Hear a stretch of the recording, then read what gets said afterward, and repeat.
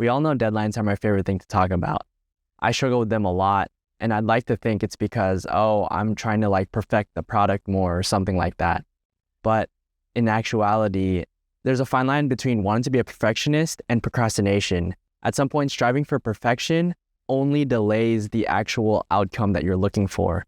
And here, we're trying to optimize not for a perfect product, although a perfect product would solve a lot of problems, but we're trying to find a solution that's good enough to ship fast enough so that we can actually start generating either revenue or iterating on ideas or just like learning more things in the space. Because being stuck in product development land is not fun. Like the point is to get an MVP, get it out to users, get feedback, and keep iterating. And that's how the startup cycle flows. That's how we get into like really awesome products through iteration. Today's 8 hours felt like I did nothing. But in actuality, I got a lot of things done. It was just refactoring. I've come to find out in software engineering, I kind of don't like refactoring. There are people out there who love refactoring, but like looking at the code that I wrote and then being like, oh my God, why did I take this shortcut? And now it's causing me this terrible pain. It only reinforces my will to be a perfectionist or like to think hard throughout the problem in order to find the best solution. It's like a push and pull thing that I'm really struggling with. I'd like to think that the work I'm getting done right now will lead to future me having less work, but we'll see in the long run. Eventually I'll learn and eventually things will get better, and this is just the cost of iteration. And it's another late recording session. It's currently Friday, 6 a.m. I am yet again so close yet so far from an MVP. As I mentioned, I spent most of the workday refactoring the meets page because I was fetching data the lazy way instead of like the more efficient way. And I actually had to do a whole database schema rewrite to do that. And I already had production ready data in there. So what I do is I follow what I think PlanetScale calls the expand and contract method of schema migrations. You can't actually change the name because if you just straight up change the column and like push the schema change to the database, it'll just wipe out that whole table. It causes data loss, right? So what PlanetScale says to do is an expand and contract model. In the expand and contract model, basically what you do is like, say I wanted to change username to user IDs for some reason. What I'd do is I would create the new column user IDs. I would backfill the user IDs column with all the data from the user names column. I would change the application code to make sure it works with the new column, the new user IDs column, and then I would delete the usernames column.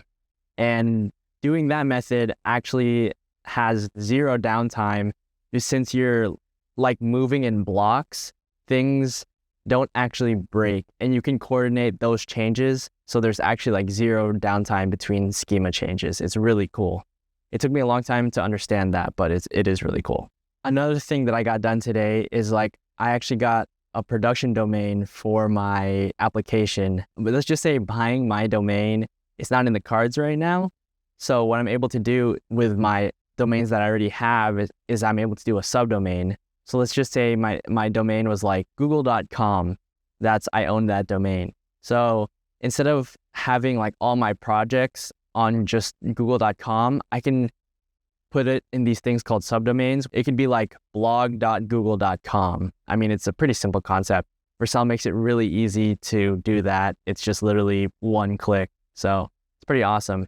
And since I have a production domain now, I'm able to put Clerk into production as well. So we have the production auth going right now, like with my own OAuth from Google and all that. Another thing that I need to do before reaching out to customers is that I need to implement the actual collection of payments. I don't have payment set up yet. I do have the Stripe account ready.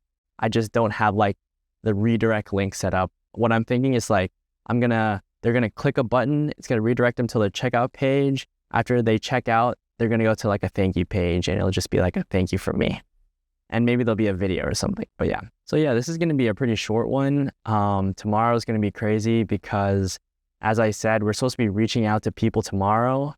And I don't know how long I want to sleep for because I want to wake up, get MVP ready, and then start like actually talking to customers, because that's what I'm really excited for, is reaching out.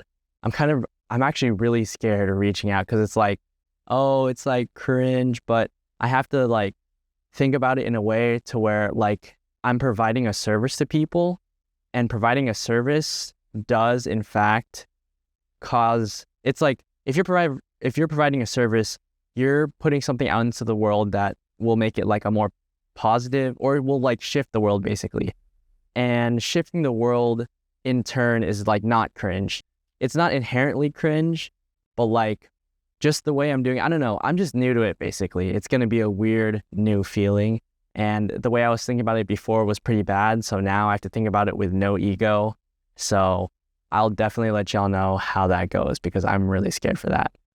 If you enjoyed, like and subscribe. The channel's been blowing up. Thank you for all the subscriptions and support as of late. Comment below what you think of this series, and I'll see you in the next one.